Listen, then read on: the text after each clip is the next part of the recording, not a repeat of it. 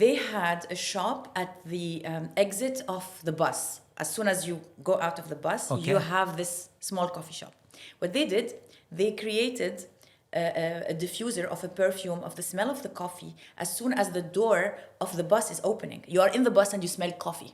Right.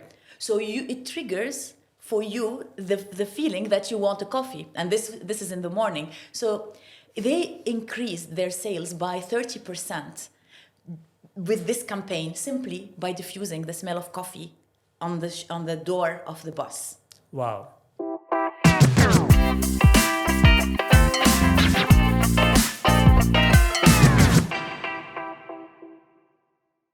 Welcome, Sana, to Marketing Coffee Podcast with Lijo. So it's a pleasure to have you here.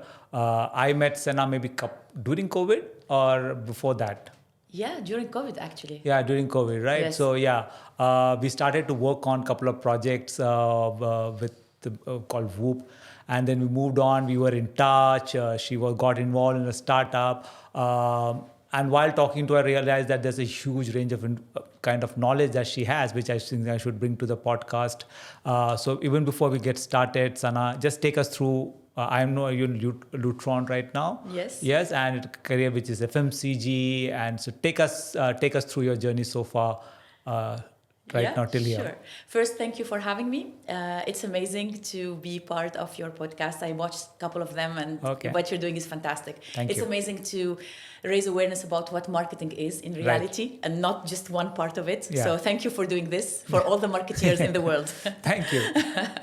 So in a summary, my career touched upon FMCG, as you said, and in terms of industries, it was mainly in consumer goods in terms of products that are related to fragrances. Mm-hmm. And then I worked for a fragrance house, and then now currently I'm in the lighting industry. I've always been in marketing and sales. This is my passion in any case, so I think it's great to pursue marketing in different industries.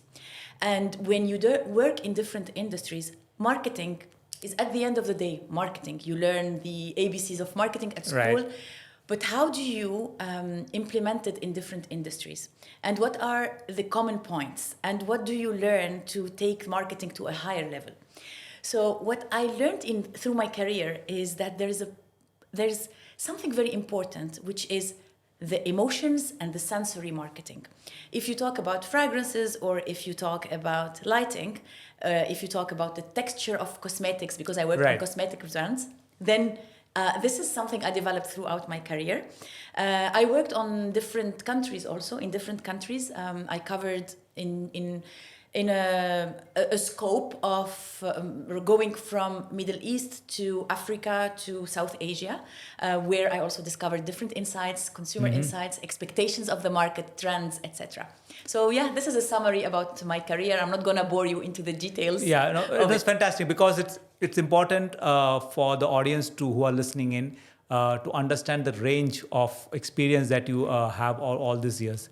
And very interesting, when I got talking to Sana and the kind of career she's had, sensorial marketing, right? That's unheard. It's kind of something that everybody goes through on a day, especially in a place like Dubai, where retail is big, hospitality is big, the big industries that's there.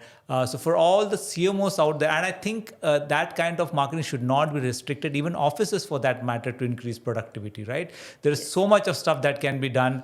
So just take us on a top line basis, like if it's a layman and who's listening into the podcast, what is sensorial marketing? Sensorial marketing is a technique that is using all this or touching upon all the senses of your customer or your consumer to connect on an emotional level. Right. Once you connect on an emotional level, this is when you can change behaviors. This is when you can build equity. This is when you can build that trust with your customer or your consumer. So it's basically providing the right smell linked to your brand identity, but also to the expectation of your customer or your consumer. Same when it's coming to lighting, ambiance, atmosphere, colors around your shop or colors around your product, the touch, what kind of touches in terms of textures. If we're talking about the product, it's the texture of the product. The packaging also plays a role. If it's velvety, it can create a certain perception. If we are talking about the ambiance, the atmosphere, if you choose to have a leather couch or a velvet couch in your shop, this also impacts the positioning of your brand. What you want people to, what do you want to convey to your customers? If I look at sensorial, senses can come from multiple angles, right? Are there different heads under which we call sensorial marketing? Is it touch? Is it smell? What are the different heads under which you can impact a consumer? What are the different senses under which you can impact a consumer? All the senses. Okay. If let's take Emirates. Right. Emirates, they have their olfactive signature, their sound signature, the way Correct. they and their it's also the sound, right? The way they light their offices, the way they light their customer service touch points. So you can work across all the senses in a way that they are corresponding to your brand identity and create your own signature. We talk about olfactive signature, for instance. Right. This is branding. It can go from an individual, by the way, someone you can remember just by the smell. I love this saying. I don't know who said it, but I read it somewhere.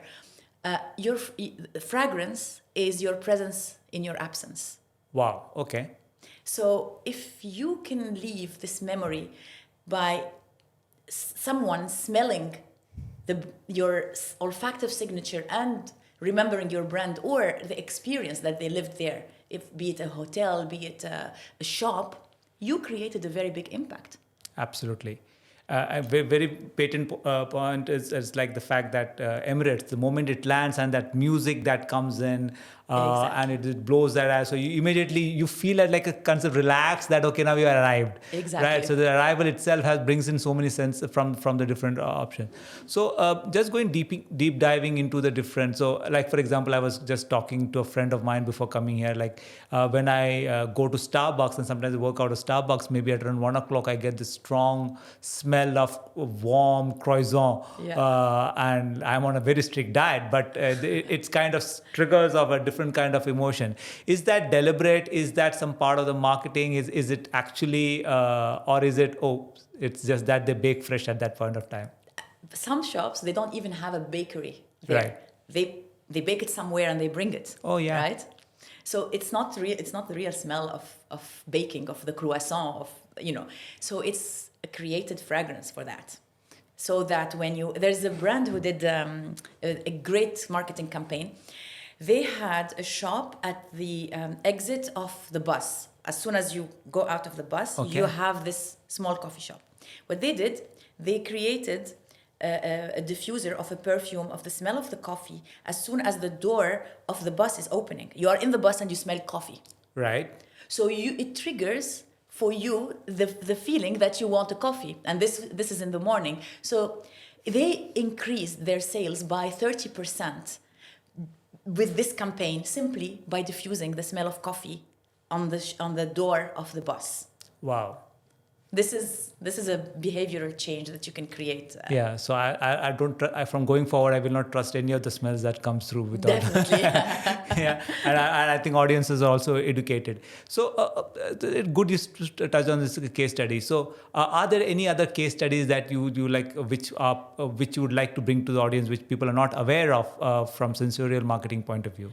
Yes, definitely. So I would like to give two examples. One example is more about, increasing sales. So the tricks of brands, what they use. For instance, in casinos, they did researches and they noticed that a certain floral smell, a blend of certain floral smells, would encourage people to play more, to bid more. Wow. So they diffused the smell of this specific floral combination. So they are triggering the behavioral change of playing more, right? This is an example. We might not be the best example of sensorial marketing, but it exists. Yeah. Another way, a case study was done by a bank in Singapore, and they wanted to create a comfortable ambiance for their customers when they come, so they are not stressed about money topics. When you go to the bank, it's usually a stressful thing that you are going to do. Right. So they created a warm, enveloping kind of a smell, so that when you enter, it soothes you, and then you are not feeling stressed. Then you can do your transactions in a better way, so that you can reflect in a better way. This is another way of using sensorial marketing.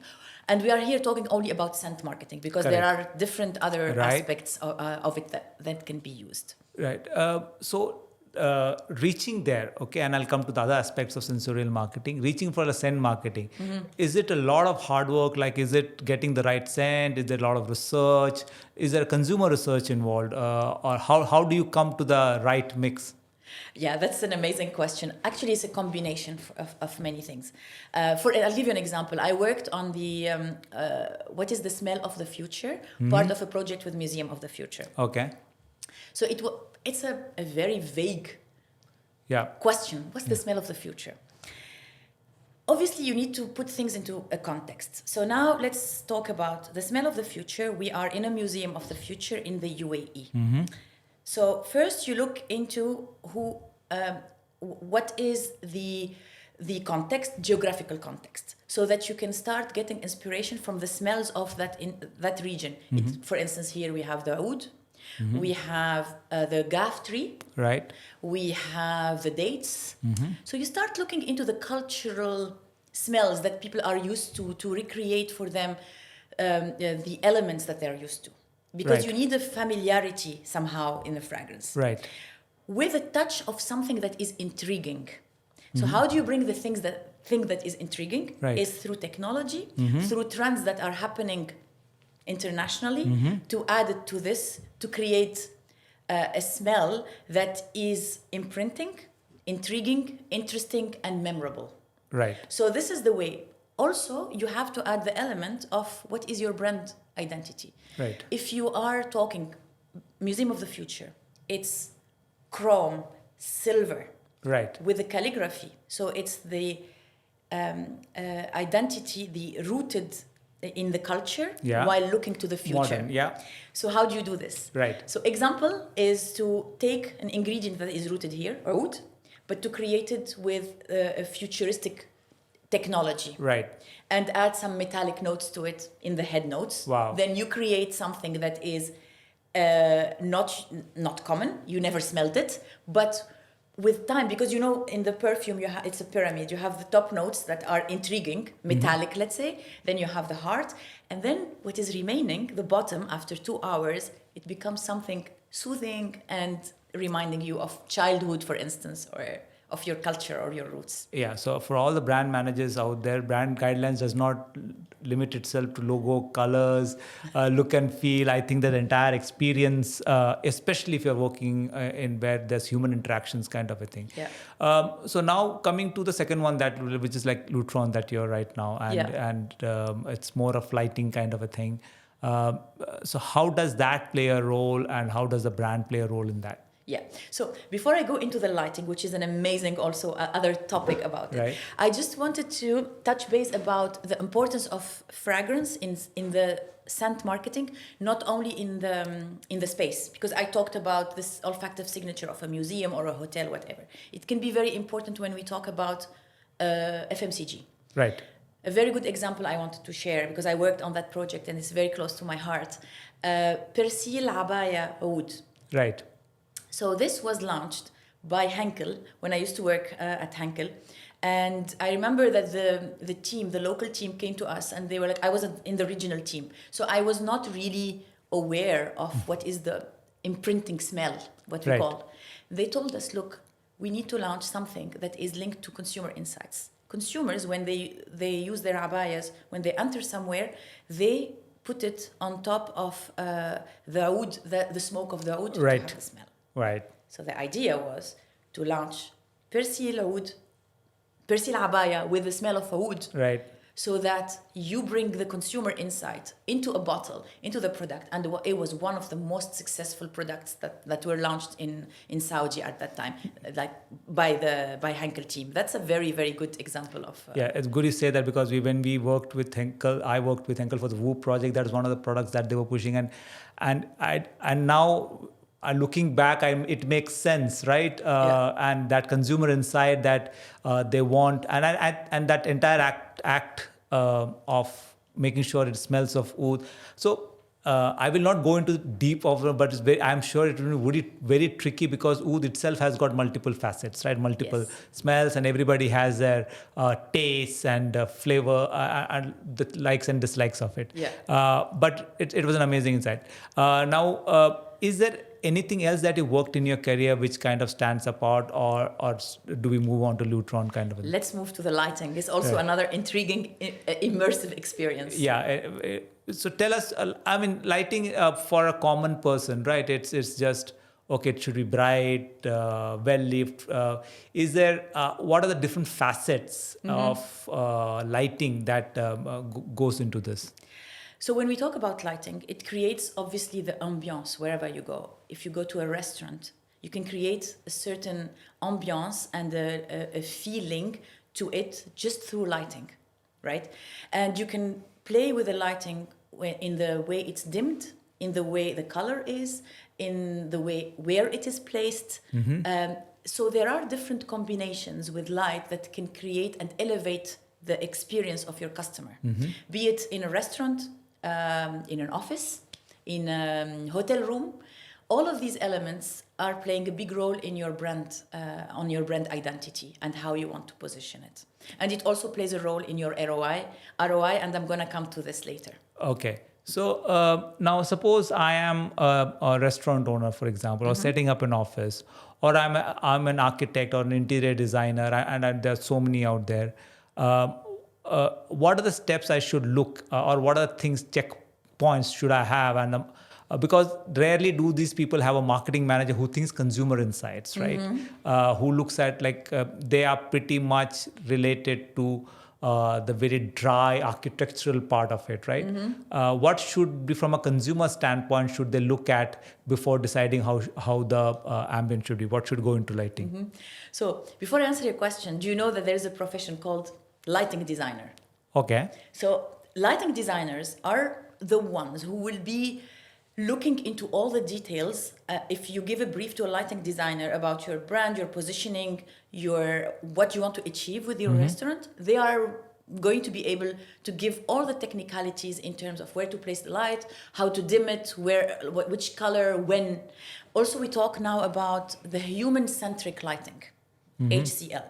This means that the human is at the center of the design you are going to do with your lighting. What does this mean?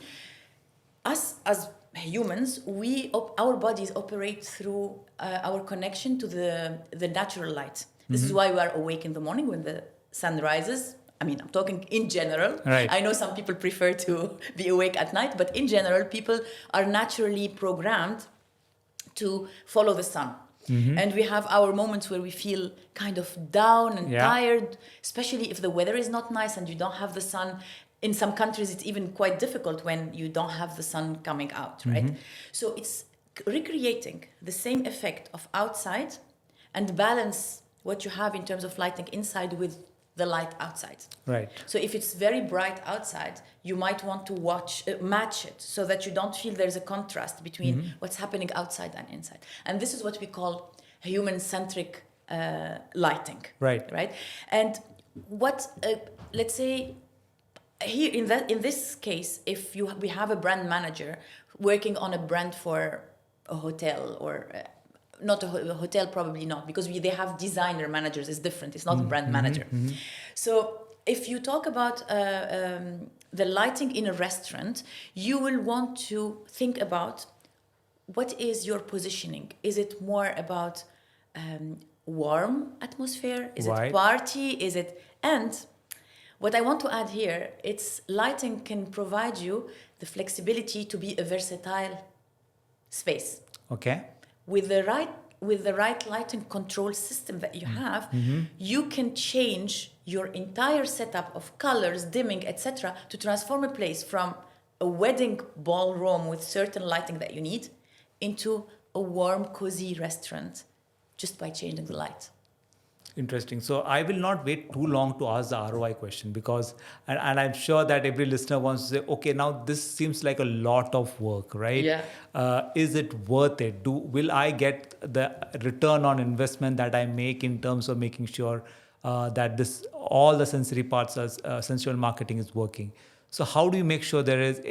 In my mind, it's kind of getting very clear, and I'm sure Yeah. there is a direct benefit. But I want to hear it from the expert. How do you get the ROI out of this? Well, so the ROI comes from the versatility of the space that you have. Let's say you are in a hotel. You have rooms. Usually you can use them just as a meeting room. Then you have a certain lighting that you need for meeting rooms, and that's it. But your meeting rooms are going to be used, let's say, only during the day. Right. But what if you have a huge ballroom that during the day you are splitting into small rooms, and then you have a wedding in the night? You don't use the same kind of lighting. Right. You have to change the lighting, right? There is also a way of what they call the entertainment lighting. What does this mean? If you want to create a concert, then it's going to be more on the reddish effect. But if you are not prepared, you don't have the infrastructure to change with just an app. This is what exists now with Lutron. We have a product called Athena. You just go on the app and you can change the spectrum of the colors from blue to red to whatever you want to match the event that you want. Which means that your space, you can use it into so many you can rent it to so many different kinds of event that you are not stuck with only one. Like you see here, we have a certain lighting because Right. we are doing a podcast. Correct. Let's say now we want to have a meeting with a presentation where we need bright lights, etc. If you have the lighting infrastructure and the back end that allows you with just the tip of your finger to go on an app and change it to bright, and you have probably fixtures here, then you can, and then you decide to make it as a warm place where you put many other tables because you are renting it for a cocktail, let's say. Yeah. So very interesting because it looks a lot of technology behind it, right? Yes. Considering that there's a lot of technology behind it and there's a lot of manual intervention to make that there, do you think the big word in now, AI, will disrupt the way sensory marketing works? Definitely. With data collection now, we will be able to predict even the behavior, the expectations. We will be able to do programming that is faster and easier because we know, depending on the temperature, depending on the lighting, AI is definitely going to be there. This is not specifically AI, the example that I'm giving, but the sensors are playing a big role. For instance, I'll give you an example of another technology that we have at Lutron. Not to seem like I'm promoting. No, it's not, because that is not the intent here, but then it's about learning Exactly. So these are examples from a brand that I work on, and I know. And probably there are other brands who are doing this. Yeah. This one specifically is kind of let's say it's a patented technology with Lutron I'm going to talk about. It's a sensor that can detect the light from the outside, from natural light, with your curtains, your shades, motorized shades. When the light is too bright outside, the shades will close automatically. Okay. So that you save energy inside with the AC. The AC will not go down cooler because then you are maintaining the temperature of the room, right? And then when if there's not enough daylight, then the curtain will open automatically. Everything is automized with motorized shades. And this is all done with a small sensor that can detect. And this is how you create the human-centric lighting, because then everything is automized in your space to create the right light at the right time to make the humans inside feel good, to save also energy.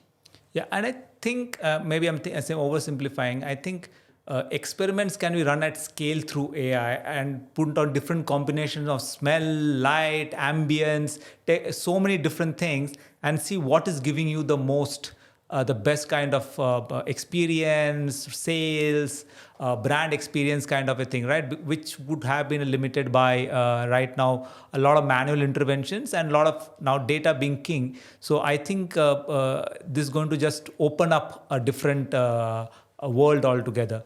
So now, besides AI, right? Now is there any kind of different innovations that is coming in the industry that one should be aware of? And like if somebody's starting off now and they don't want to be like investing into something that is 4 years old, 5 years old, what are the latest innovations that's coming in the overall sensorial marketing industry? Okay, so for fragrances, I can talk about AI because then this is where you can have millions of combinations of ingredients at a very fast, scalable way to Correct. create formulas that would have taken longer Right. with humans. Doesn't mean that it will replace humans. Why? Because this AI is not creative. Correct. We still need the creativity coming from perfumers. By the way, there are only 600 perfumers in the world. Wow, that's it. Yes, that's it. So perfumers are the artists. They are the creators. They still need to bring the creative part. However, when we talk about fast and scalable kind of perfumes, AI might be able to do it. Right. And to create it. Now, when we talk about lighting, it's already there. IoT is there, but it is taking a different level now.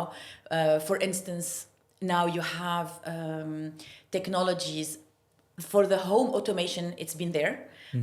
Now you have IoT on a scalable, bigger level when it's coming to building management. If you have different hotels in different countries, you can log in from one single place on a dashboard and you can control all the lights in all these hotels across the world. You can have dashboards to manage your energy analytics and your savings to have a proper ESG, etc. So the IoT is definitely happening in the lighting industry. It's not a technical question. Those sensory marketing is there research, like for example, in a retail store, for example, when you trigger off a perfume or a smell, or you trigger off some lighting. Yeah. Is there heat maps or mood sensors that picks up, like did people become happier? Is there, how do you check that? Because I mean, otherwise it's just theory, right? Yeah. This is a perfume. Are there sensors that's happening with IoT that kind of picks up what's the kind of consumer behavior that's happening after that? There are studies that are being done on the brain, the neuroscience, neuromarketing. Yeah. Where they make you smell something and then they measure, you have the map of the brain basically to see what got triggered. And there are patents now done by some fragrance houses, like Givaudan, they had the mood sands, for instance, which is triggering certain moods with certain combination of ingredients. So yes, you can definitely trigger moods and emotions through a fragrance. Same with lighting. If you put bright light versus if you put warm light, you can then measure what's happening in the brain. So is this something that only large and big organizations like Emirates and can do, or is it something that even like somebody's opening up a restaurant or a coffee shop can do? Is it something that he should be aware of, or is it tough? Is it tough for the smaller business owners to do, or is it? It's very easy.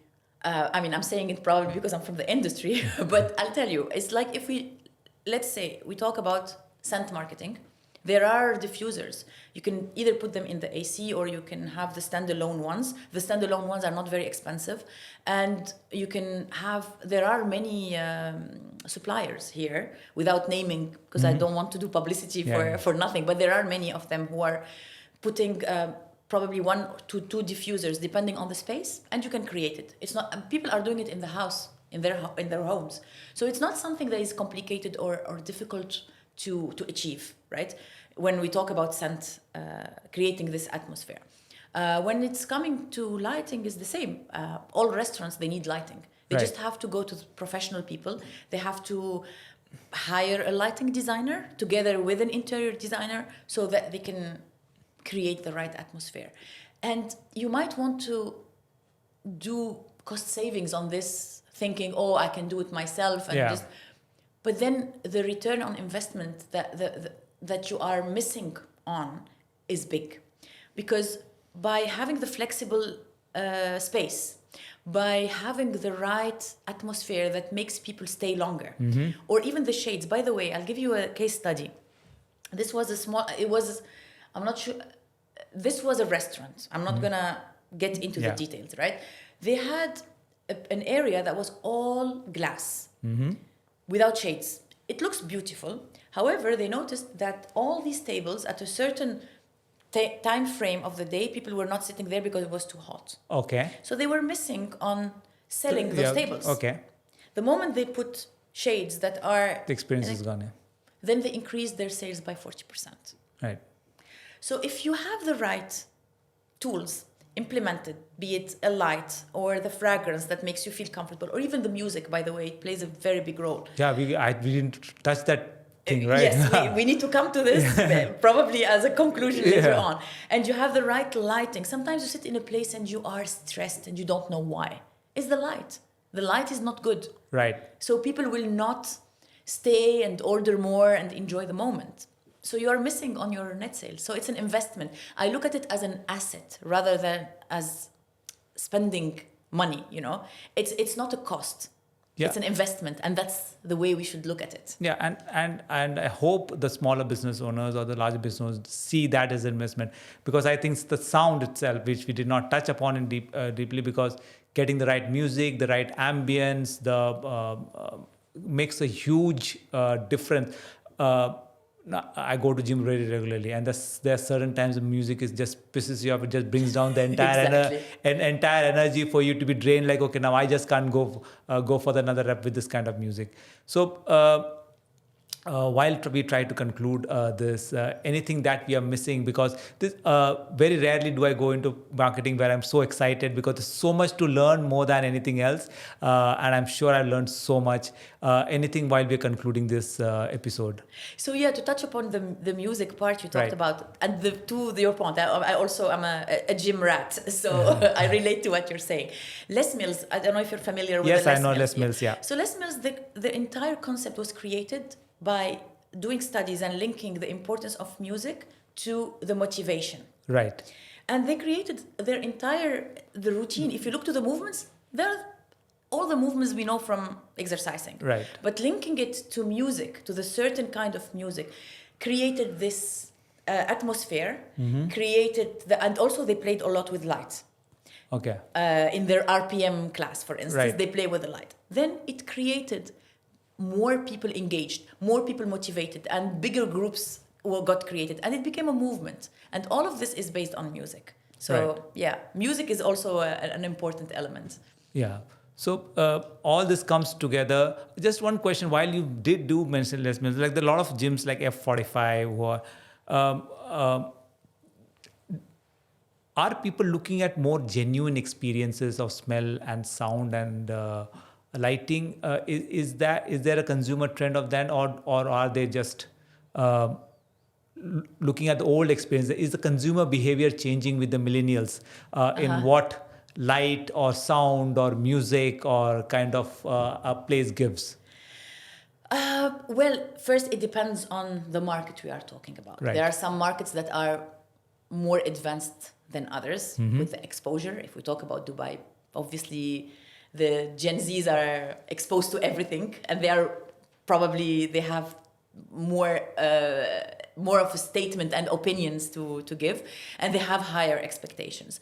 I think they might not be specifically on a trend when it's coming to the profile of the perfume, but I think they look a lot into sustainability, environmental impact. So this is the part where it's important to have lighting that is taking into consideration energy saving and automized ways of not having the light open if it's not needed, regulating AC, all of these elements, fragrances that are also not harmful for the environment, that are also not into your face. I think this is the general trend that we see. Yeah, and I think it's constantly evolving. So thank you so much, Sana, for coming on this podcast.